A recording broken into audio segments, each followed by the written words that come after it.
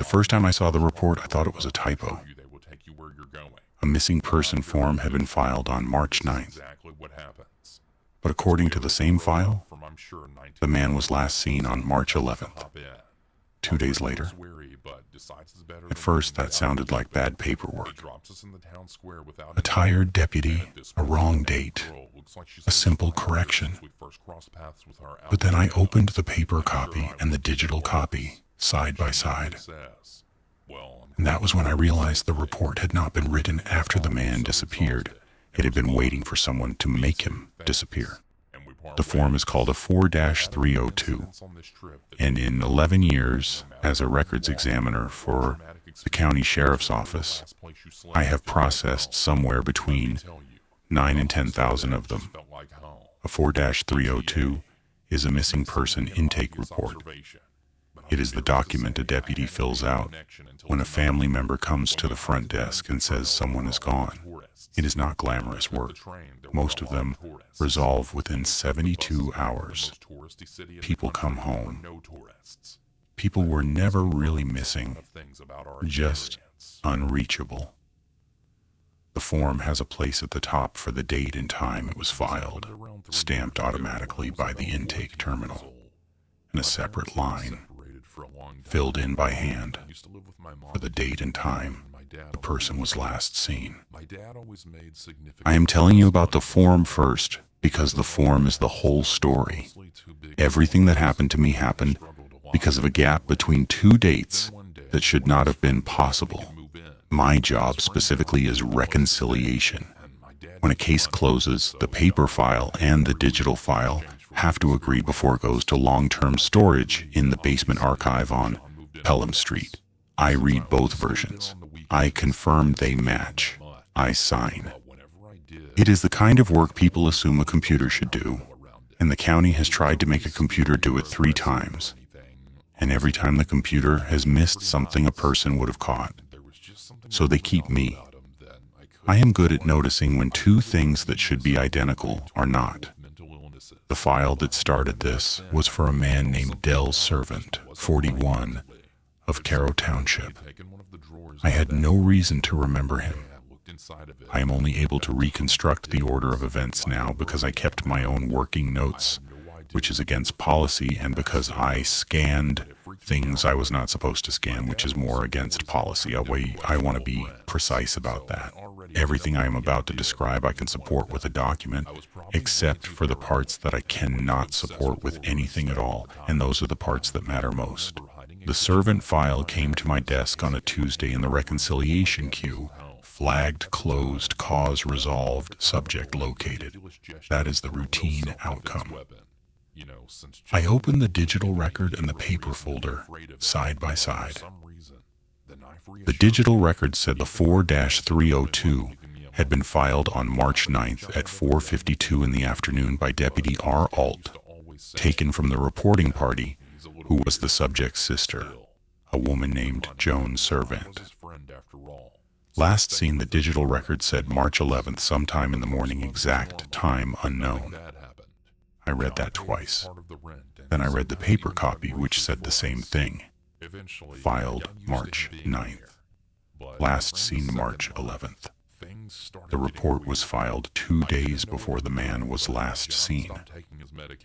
I want to explain why this did not immediately frighten me, because if you have never done this work, you might imagine that an impossible date jumps off the page like a scream. It does not. It looks like a typo. It looks like exactly the kind of thing I am paid to catch. My first and only thought was that someone had transposed the dates, written the 11th where they meant the 9th, and the 9th where they meant the 11th, and that I would correct the annotation, note the discrepancy, and move on. This happens. People are tired. The intake terminal stamps the filing time automatically, but the last seen line is handwritten, and handwriting is where errors live. So I pulled the audit trail. The intake terminal logs every keystroke with a server timestamp that no deputy can edit. The terminal log confirmed the filing. March 9th, 4:52 p.m., session opened at the Caro substation, closed at 5:31 p.m. 39 minutes, which is a normal length for a 4-302 intake. The system had also captured, as it always does, the supporting attachments uploaded during the session. There was a photograph of Dell Survant. There was a scanned copy of the sister's driver's license used to verify the reporting party. And there was the intake narrative typed by Deputy Ault, summarizing what the sister had said. I read the intake narrative. I am going to give it to you the way it read, because the wording is the first thing that stopped feeling like a clerical error. The narrative said that Joan Survant came to the substation on the afternoon of March 9th and reported that her brother Dell would not answer his phone.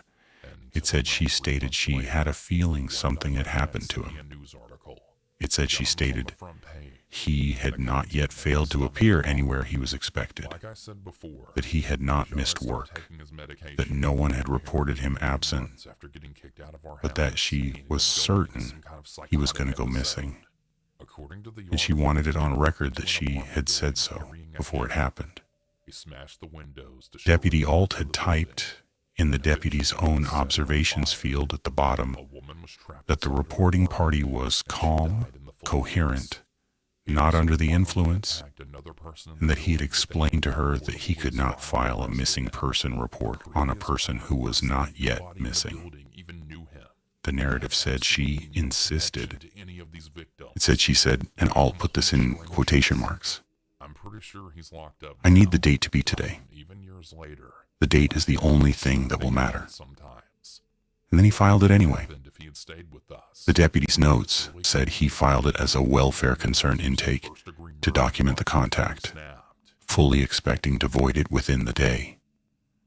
He noted that he intended to follow up. The form, once submitted, became a 4-302 in the system whether he wanted it to or not. Because the intake terminal does not have a welfare concern category, it only has the one form.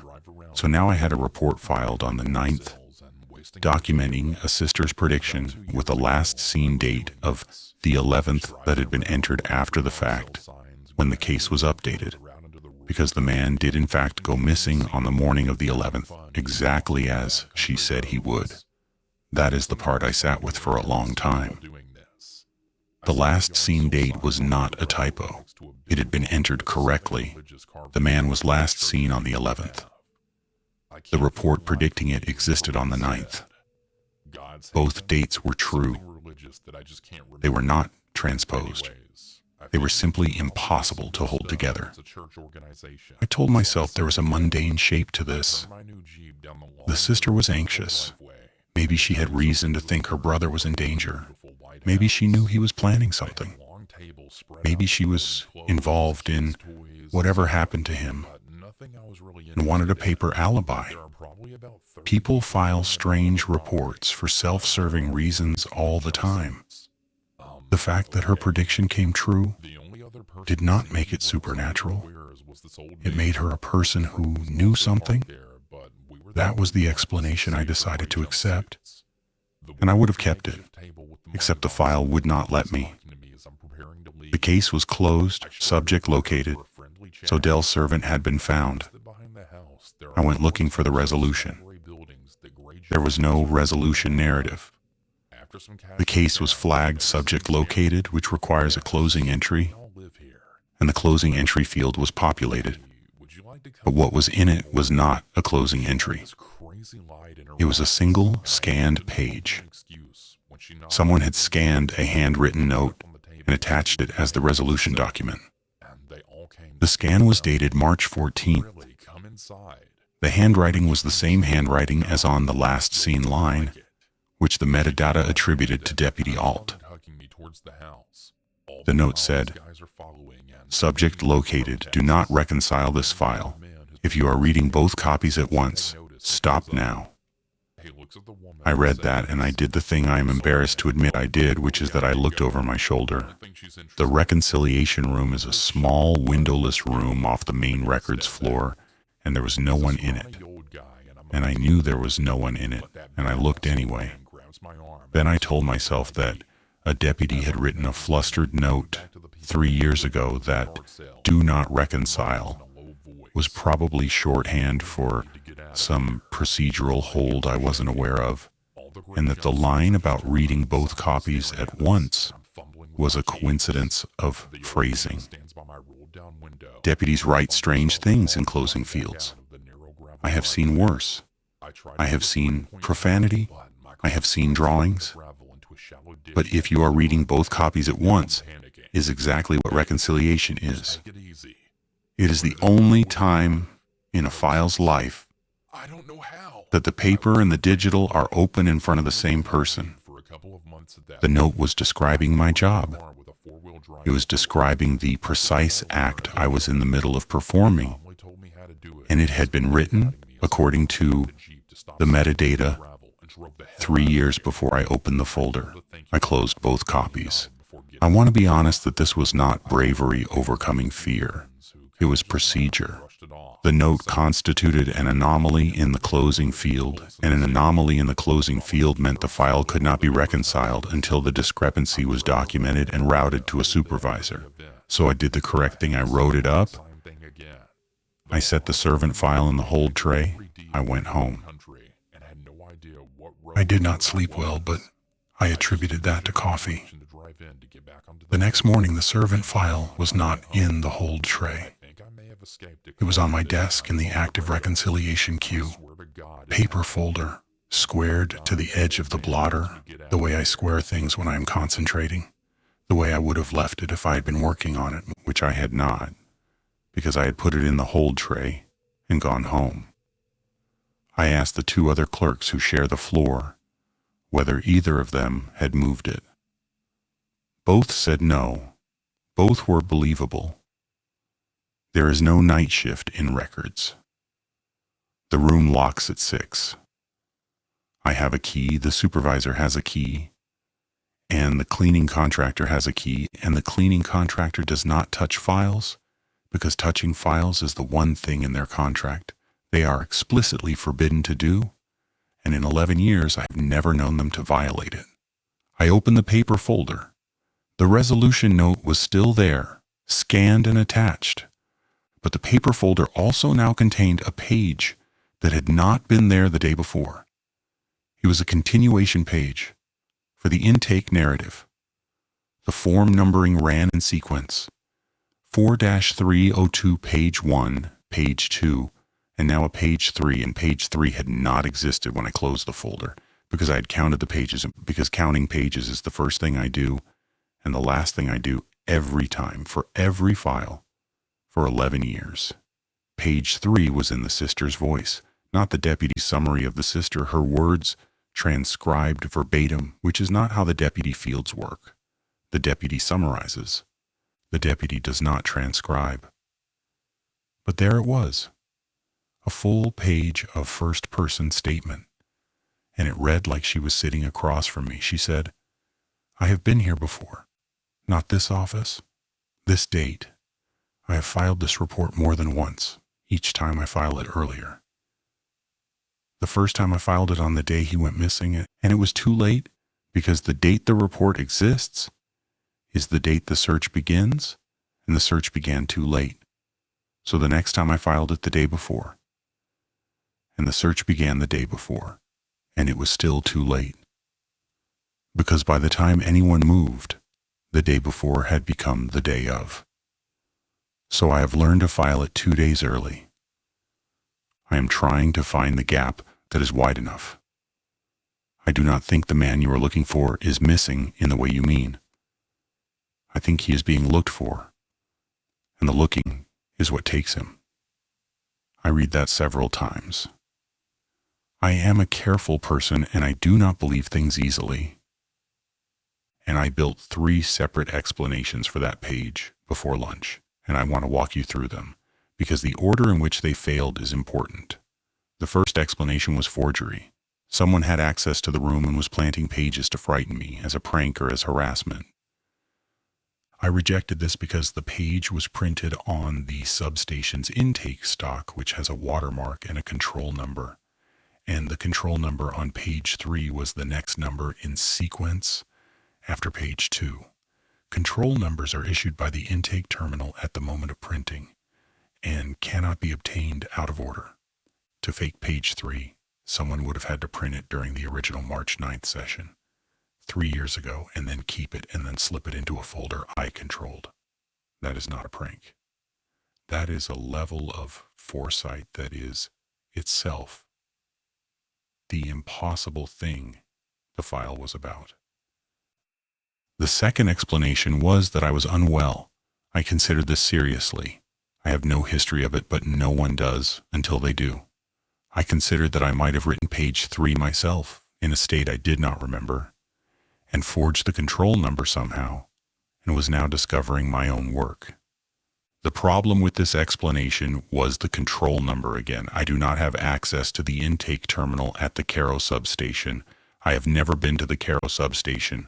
I cannot generate a control number from my desk, so even if I had lost time, even if I had written the page in a fugue, I could not have produced the one element of it that was unfakeable. The third explanation was that the file was doing it.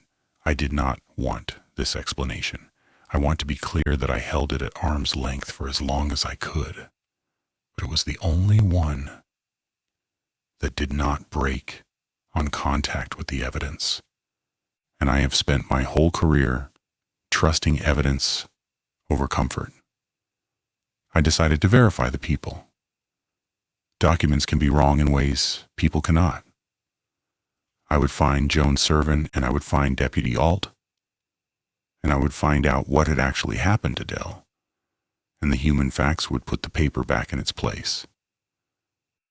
Deputy R. Ault had retired from the department 14 months earlier. This was the first thing that did not fit, because the resolution note in the Survant file was dated 3 years ago and was in Ault's hand, which was consistent, but the continuation page that appeared overnight was also, when I compared it, in a hand very close to Ault's. And Ault had been retired, and I would learn, out of the county for over a year when that page appeared on my desk. I found a number for him through the pension office.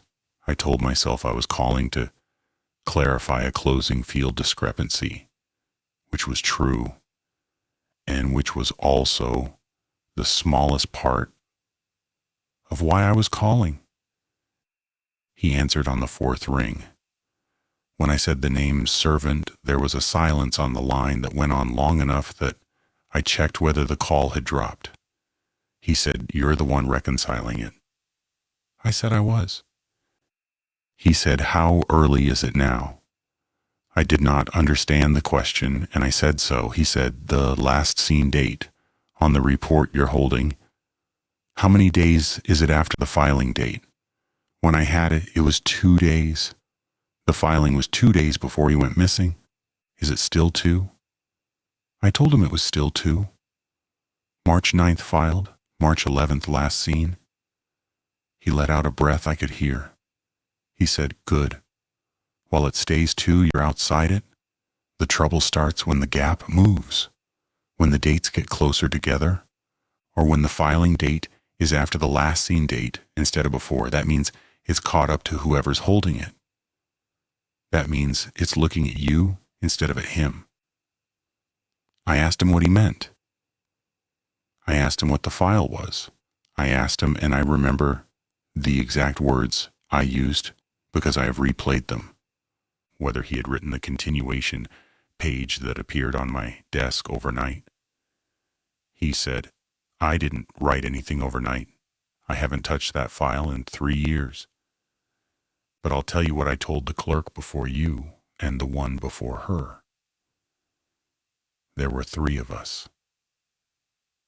You're the 4th. The file doesn't get reconciled. It can't. The 2 copies can't be made to agree because they're not describing the same event. The digital copy is describing what happened. The paper copy is describing what's going to happen to the person reading it. You sit there with both of them open. You're putting yourself in the second one. I told him there had not been 3 clerks before me. I had been the reconciliation examiner on that file's storage path for 11 years. If the file had bounced 3 times, I would have seen the trail. He said very quietly, "Did you look? Did you actually pull the chain of custody? Or did you just open the folder?" I had not pulled the chain of custody. I had opened the folder. The chain of custody for any archived file is a log of every person who has handled it, with date, action, and signature. It is the spine of the whole archive. It is the thing that makes a record instead of a pile of paper. I pulled the servant chain of custody the moment I was off the phone. There were 4 reconciliation entries. The first was a woman named Pris Kemmer, dated 3 years ago. Action reconciliation attempted, status incomplete, with a note in the remarks field that read, "See closing document." Pris Kemmer had been a clerk on my floor. I remembered her.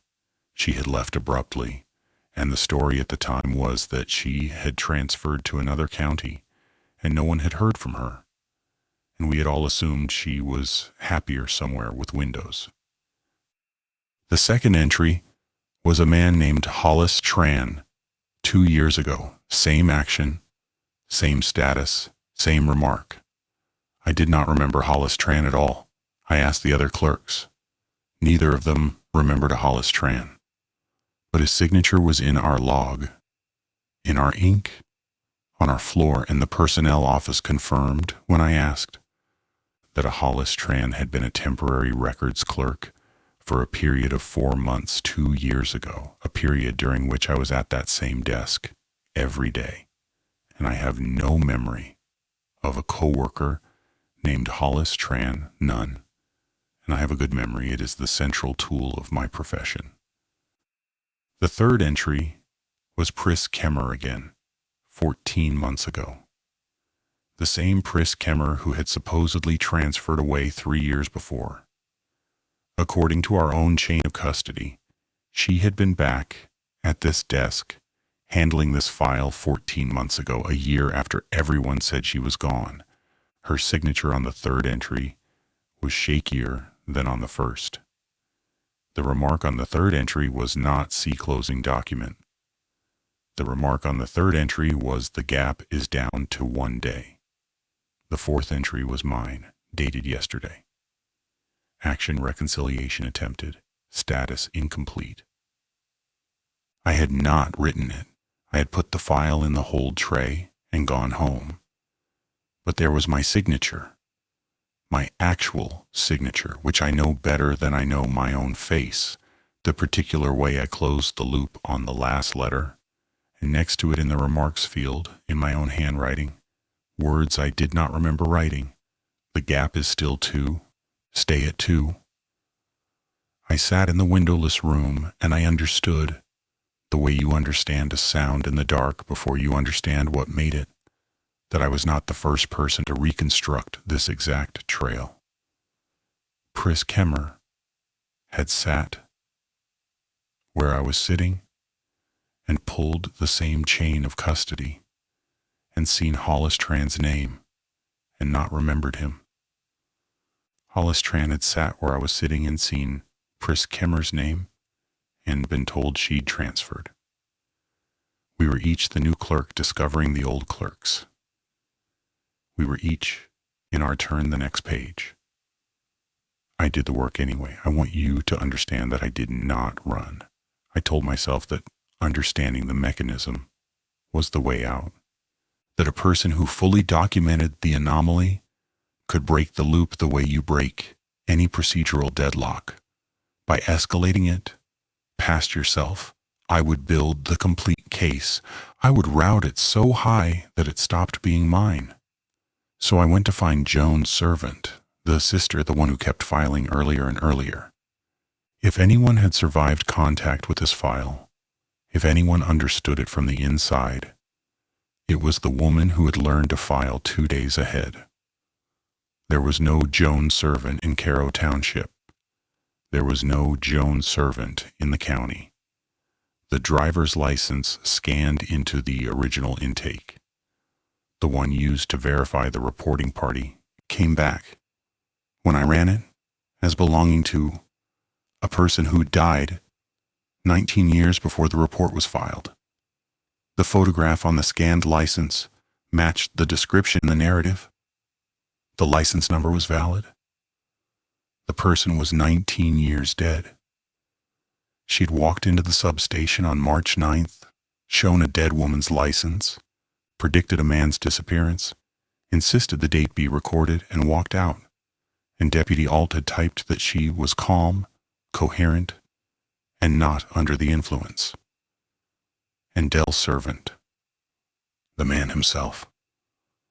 I ran him last because I had been treating him as the settled fact at the center, the one real person, the body the whole record orbited. There was no death record. There was no located subject report despite the case being flagged subject located. There was a single hit on Dell Survant, 41, of Caro Township, and it was a missing person report. Not the one I was holding, a different one.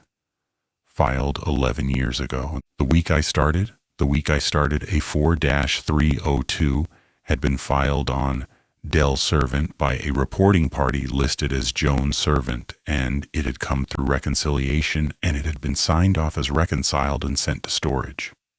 By me. My signature. 11 years ago. The first week of my career. A file I have no memory of touching, closed clean, no anomaly, no note, filed and forgotten. And the last seen date on that 11-year-old report, the one I closed clean in my first week, was 11 years in the future. It was last week.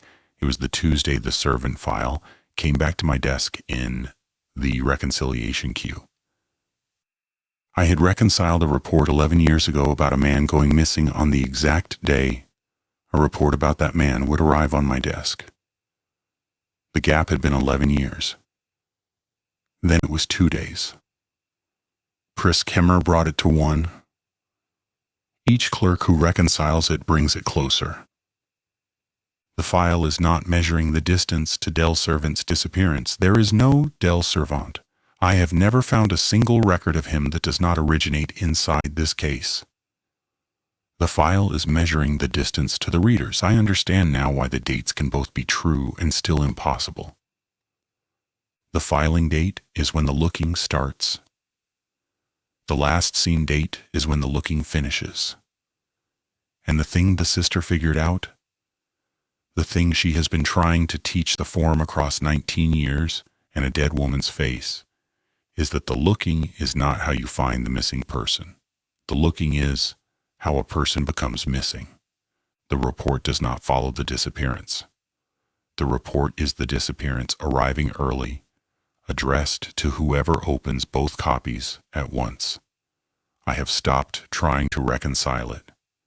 That is the one instruction every version of the note agrees on, in Ault's hand and in Kemmer's and now in mine. And it is the one instruction every clerk has ignored, because not reconciling a file is not a thing a reconciliation examiner knows how to do. We are built to close the gap. That is the trap. The file does not need to chase us. It only needs us to do our jobs. I checked the chain of custody this morning before I wrote this. There is a 5th entry now. It is dated tomorrow. The action field says reconciliation completed, not attempted, completed. The status says subject located. The remark field is blank, the way it always is when a case is clean, when the paper and the digital finally agree, when there is nothing left to notice. The name on the 5th entry is not mine. It is a name I do not recognize, a clerk I have never met, someone who I am certain does not work on my floor, someone who will sit in this windowless room and pull this chain of custody and find my name above theirs and not remember me. I've asked the other 2 clerks. Neither of them has ever heard the name. The personnel office has no record of the person, not yet. I have done the one thing the file cannot account for, or I am trying to. I have not signed the completion.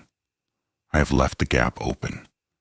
I am writing this instead, scanning it, attaching it to the closing field the way Ault did, the way Kemmer did, so that the next person, the one whose name is already in tomorrow's entry, finds it before they finish. If you are the one reading this with both copies open in front of you, the paper and the digital, the way the job requires, then the gap is already down to nothing. There is no day left between the filing and the last scene. They have become the same date. That is today. For you. I am sorry. I left it as wide as I could. Do not reconcile the file. Do not close the gap. Put both copies down separately in different rooms and walk out. And do not come back to count the pages, because counting the pages is how it knows you are the reader. And being the reader is the only qualification it has ever required. It will not look like fear when it comes. It will look like a date that is 2 days off, like a typo, like exactly the kind of thing you are paid to catch.